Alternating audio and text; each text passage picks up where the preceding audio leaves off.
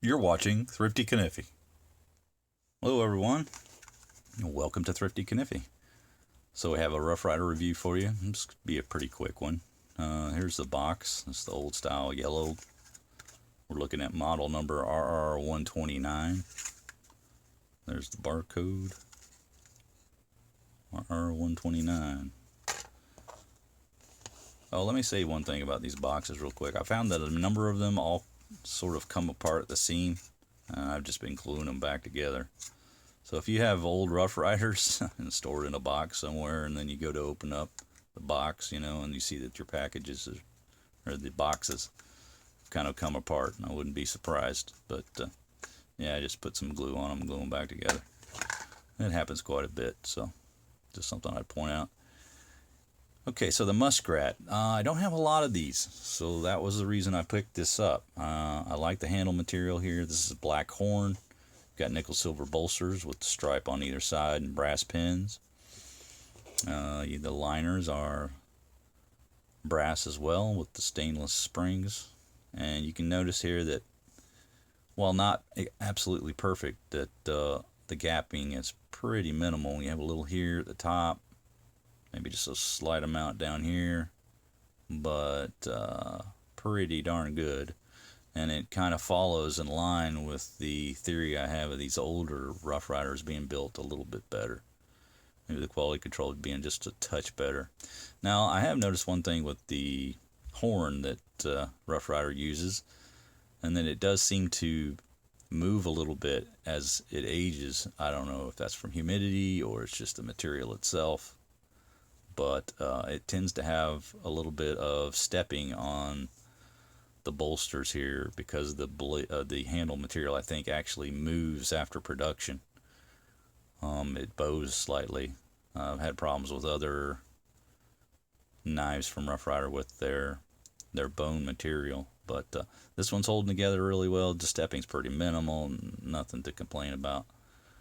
And again, the gapping is really nice, so really happy with the build of this knife. Now, if you're not familiar with the Muskrat, you have a two-blade design here. You can see these aren't perfectly centered, but it's not an issue. They're not rubbing in any way, close or open. So your main blade here has the horseshoe tang stamp on it, and then you've got the blade etch of the older designs that has the horseshoe there, and it says always ready. Now you'll notice there's a match strike pull on these, but there are no half stops, but they have nice spring to them. I'd say about a 6. So still feel very comfortable using that. There's quite a bit of tension on that blade holding it in place, so good lockup on it. And this blade's a little lighter, the second one, but not much difference. I'd say maybe a 5.5.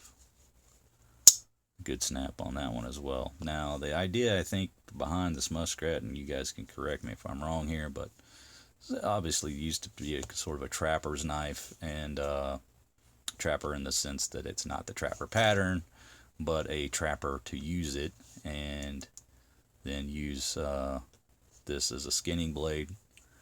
And then when this one dulls, you simply have a replacement on the other half of the knife, so that you're not out something sharp that you might require while you're out there doing your job.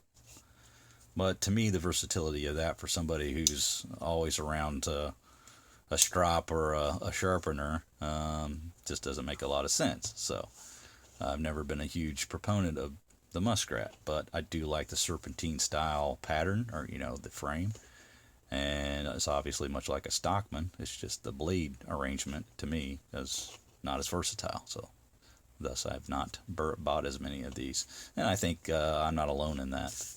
Probably quite a few people have the same, complaint. Well, not complaint, but reasoning behind why they don't buy more of these.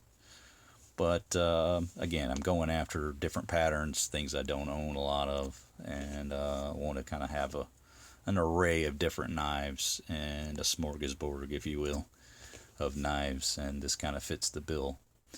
Now, I got this from Blade Matrix, And those that are familiar with Blade Matrix know that they still offer quite a few discontinued knives on their website.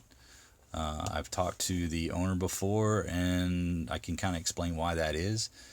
It's because they used to have a storefront where they sold, simply in person, and then they took all that inventory and put it online. So they had a lot of back end inventory that they found that,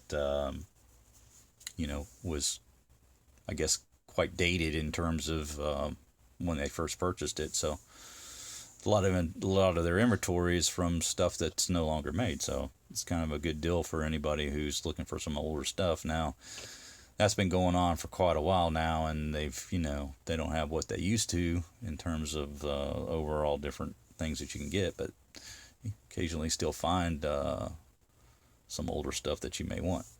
And it's a good place to look, a good place to start anyway. And I bought a lot of older Rough Riders that you'd never find on eBay for the same price. So if you're in the market for some older Rough Riders, that's a good place to start.